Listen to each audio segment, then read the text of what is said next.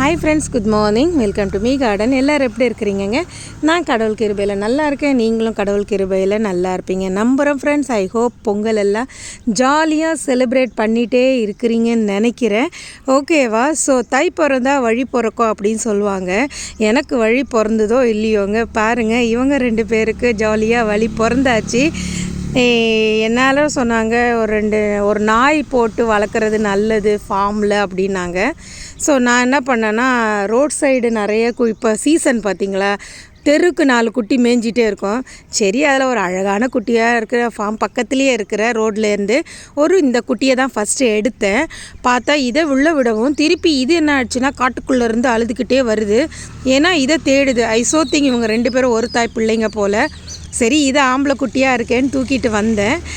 ரோட்லேருந்து பார்த்தா அது சுற்றி அழ ஆரம்பிச்சிருச்சு.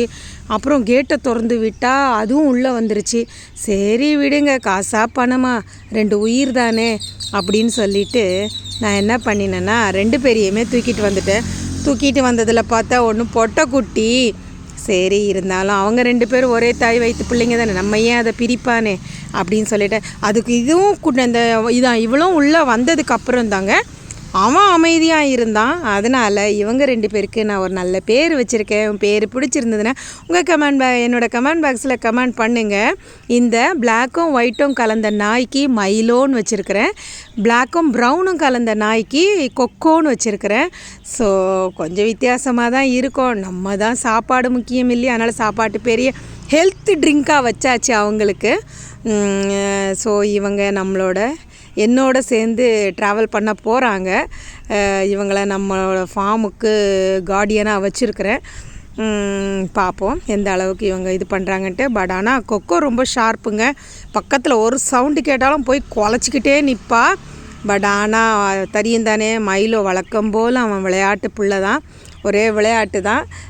வந்து அங்கே இங்கேன்னு ஓடுறது, வழக்கம் போல் எல்லாத்தையும் இழுக்கிறது எல்லாம். நானும் அடிக்கடி வாயில் அடி போட்டுக்கிட்டே இருக்கிறேன், கடிக்கக்கூடாதுன்னு சொல்லிவிட்டு. இது எந்த அளவுக்கு என் செடியை திம்சம் பண்ண போகிறாங்கன்னு தெரியல. இனி வர நாட்டில் தான் தெரியும். ஸோ அவங்க ரொம்ப ஜாலியாக என்ஜாய் பண்ணுறாங்க. ஸோ நான் செஞ்சது தப்பு தான். ஸ்ட்ரீட்டில் இருந்த டாகை தூக்கி கொண்டு வந்து வீட்டில் வச்சுட்டு, ஏன்னா அவங்க அம்மா தேடுவாங்களா என்னன்னு கூட தெரியல. பட் இருந்தாலும் சாரி, ஏதோ ஒரு வாழ்க்கையை கொடுப்போமே அவங்களுக்கும் அப்படின்னு சொல்லிட்டு போட்டு சுயநலந்தாங்க. நம்ம அவங்க 2 பேருக்கும் சாப்பாடு போட்டு பார்த்துக்க போகிறோம். அவங்க நம்மளை பொருளை பார்த்துக்க போகிறாங்க, அவ்வளோதான். நம்ம பொருளை அவங்க பார்த்துக்கிறாங்களோ இல்லையோங்க, இவங்க இருக்கிறதுனால அடுத்தவங்க உள்ளே வரத்துக்கு கொஞ்சம் பயப்படுவாங்க. இதுதான் உண்மை. ஸோ எனக்கு ப்ரீட் நாயெல்லாம் வாங்கி போட்டு வளர்க்குறத விட நாட்டு நாய் தான் நல்லது. அதனால சரின்னு சொல்லிவிட்டு நாட்டு நாய் 2 வளர்த்துட்டேன்.